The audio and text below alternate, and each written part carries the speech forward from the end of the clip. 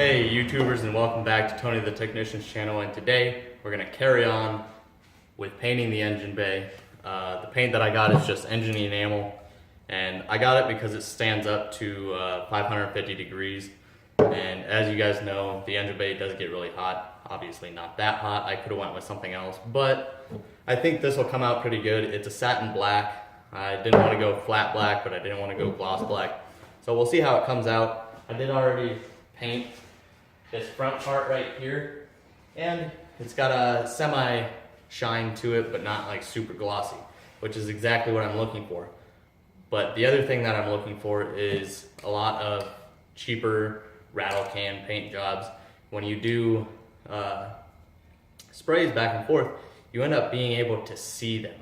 But a lot of the paint that I've used recently, like the fabric and vinyl paint, that stuff lays very well. You can't tell that it's rattle canned or anything like that, and that's what I'm hoping for in this as well. Because the last thing I want is my engine bay to look like somebody literally rattle canned it. So we're gonna see how it turns out. So far, the front piece looks really good, but it's also only this wide, so it's really hard to tell. Once I actually do the fender wells, then we'll really be able to tell.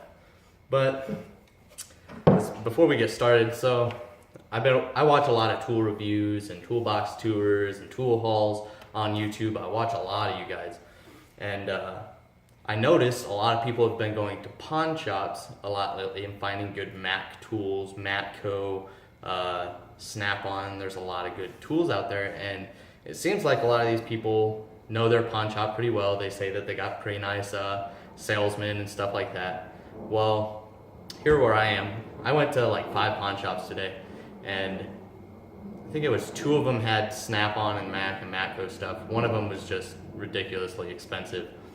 And the other one was the last one I went to, and I found this old, crappy, beat-up Craftsman box that they were selling for like 350 bucks. It was only like, I'd say 30 inches wide and like 15 inches deep. And it was only, you know, like 1.5 foot. It was only 6 drawers. I'm pretty sure it was a top box. And I opened it up, and there's just old Craftsman, all USA, so I was pretty happy about that. I wasn't really looking at those. I did find a lot of Matco, Snap-on, all in metric, which is what I wanted. Mac, Snap-on, Matco, all of those, and I even found swivel or the universal sockets in Snap-on for the impact. And I had like 15 sockets pulled out. Some of them were bit sockets. And then I also had a Blue Point spark plug wire puller, and I wanted to buy those, but pawn shop was like, oh no, we're only selling this as a set, you can't buy individual things out of it. I was like, you're really gonna turn down this sale? Nobody's gonna buy that entire crappy toolbox for $350. Like, I had maybe 15 sockets, and they're old, and I was like, you can make money off of me right now, but they wouldn't do it, so I was pretty upset about that. As you guys know, I don't really own any Snap-on. I've used Snap-on before. I own Matco, and I've never used a Mac before, so I'm not too sure about Mac. But I've used Matco, and I've used Snap-on. I own Matco, don't own any Snap-on. I actually just purchased my first Snap-on ratchet online, because I have my student discount, and I ended up getting it for like 40 bucks, and it's the FL80, so it's a longer 3/8 ratchet. And still waiting on it to show up, but I was hoping I would be able to show you guys something else. But that's it. Let's get into painting this thing. I'm gonna get my fan turned on, and then we'll start with the passenger side fender well, and we'll see once it dries if it lays really well. So once again, thank you guys for watching. Stay tuned to see how this turns out. Hit that thumbs up, comment if you have any questions, and subscribe if you haven't yet. Thank you. So just laid the first coat on the passenger side fender well. Still waiting for it to dry. I'm not really going to show you it wet because you're going to see differences. It's really when the paint dries is when you're looking to see if there's really differences, to see if you can tell that it's rattle canned or not. So I'm waiting for it to dry. Got my lights on it because they produce quite a bit of heat. And after it dries a little bit, I'll show you what it looks like. Hey guys, so I got the first coat laid down on the passenger side fender, and truthfully, even after letting it dry, I wasn't happy with it. So since I bought 2 cans of that satin black, I used one, or almost one, on this passenger fender well and part of the firewall. Didn't care too much for it. Took it back, the other can that I still had left, took it back and swapped it for the flat black. And I just laid the first coat of flat black over top of that, and I can already tell the flat black is already laying much better than the satin. Another thing is, I'm kind of happy about it because when I laid the primer, and even though the primer was like a blackish gray, it was flat, I really liked it. So I'm kind of happy that the satin didn't work out and this flat black is laying really well. So as soon as I get a little bit more of it done and it dries a little bit, I'll show you guys what it looks like, and hopefully you guys enjoy too. So, got everything basically coated, waiting for it to dry. Shouldn't take too long, these lights are putting off quite a bit of heat. But I'm gonna run through and do one more coat here in about a half an hour. But I think I basically covered everything.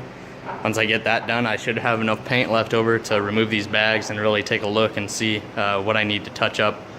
I've been trying to move wires as I've been painting, you know, let this side dry, move it over, paint this side, you know, things like that, just to make sure I cover everything. But, excuse me, came out pretty good, pretty happy with it. It's nice and smooth, nice flat black finish. I'm extremely happy with it, especially compared to that satin black that I had laid down just on this fender. It looked like crap. Well, it wasn't terrible, but you could see some spots and it was really driving me crazy. So yeah, that's it. All right, so we're done painting the engine bay. I finished up last night actually, but this morning I came out and I just hit it with another fresh coat, just once over everything, did a couple touch-ups. And I was gonna do down in the transmission area, the tunnel, but it's kind of difficult and I don't really feel like getting overspray any worse than it already was.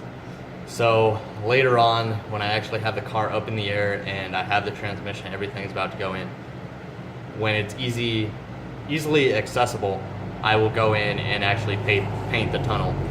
But as of right now, I'm just gonna leave it the way it is. I got the entire engine bay done. I'm about to unwrap everything and take everything off, maybe hit up that top part right here below the windshield after I get everything removed. But other than that, we're done. It looks pretty damn good. I'm happy with it. I'm gonna go ahead and show it to you guys now, and then I'll remove all the wrapping. Okay, so here it is. Sorry about the lighting, guys. Just kind of got my lamps on it. But got everything. I'm gonna unwrap this and see if I missed anything. But as of right now, everything's completely done. Nice, smooth finish. You can't tell that there's spray lines back and forth or anything, and that's exactly what I wanted. So that's fantastic. Let me know what you guys think. I'm pretty happy with it. As you can tell, well, you can't see it too much, but further back in the transmission tunnel, it's not painted, which that's what I'm talking about. I'll hit up later. But other than that, I'm extremely happy with it. I just vacuumed and mopped my entire garage because no matter what, you're gonna have overspray, and my entire floor was coated with it. Luckily, it was just like a dust, so it came right up. But that's it. Now I'm gonna unwrap everything. Okay guys, so sorry it's kind of hard to see. It's all done. Got everything pulled off. Those plastic sheets you can get at any like Home Depot, Lowe's, Sears, Walmart, any of those stores in the painting area. And they work great for working on cars because you can cover up a lot with them and it's only like $2. So it's pretty nice. I left what's on the windshield because I will be taping off the bottom of the windshield and painting that piece that goes across. But I can't do that yet because I need to dangle the wiring harness in the engine bay in order to do that, and I just want to give the paint some more time to cure. Even though it is dry, I still don't want to touch it and leave imprints or anything in it. So here it is. Nice line up the hood. Came out pretty damn nicely. The only spot that came out bad was right there, where you can see it kind of leaked onto the side. But that's not a big deal because the wrapping, when I get the car wrapped, it will cover that. So not a huge deal. I could actually probably go in there with a little scraper and take it off, but I'm okay with that. Other than that, it came out really well in my opinion. Let me know what you guys think. And that's it. And then after I get that top part done by the windshield, we can tear into the wiring harness. Alright guys, I'm gonna plug the fan real quick. So that's it as far as painting the engine bay. I'm pretty damn happy with it, especially the way the coat came out. Came out real nice and smooth. It's got a thicker texture to it, so it's pretty nice. I like it that way. I didn't want anything smooth or shiny, so I'm extremely happy with it. Let me know what you guys think. I know a lot of professional painters could have definitely done a lot better job. You know, of course, using an actual spray gun would have been better, but I don't have the luxury of having that stuff. So with the way I did it, I'm extremely happy with it. And I think a lot of you guys doing Project Car, this is a decent way to do it, truthfully. And I think it roughly cost me about $50, you know, with the primer, the paint, tape, the plastic, soap and engine degreaser to clean it all of that stuff, roughly about $50. So it's really not bad, and it makes it look a hell of a lot better. The paint in my engine bay wasn't terrible before, but there were a lot of faded spots, a lot of, like that battery tray was real bad. It looked better on video and in pictures than it did in person, truthfully.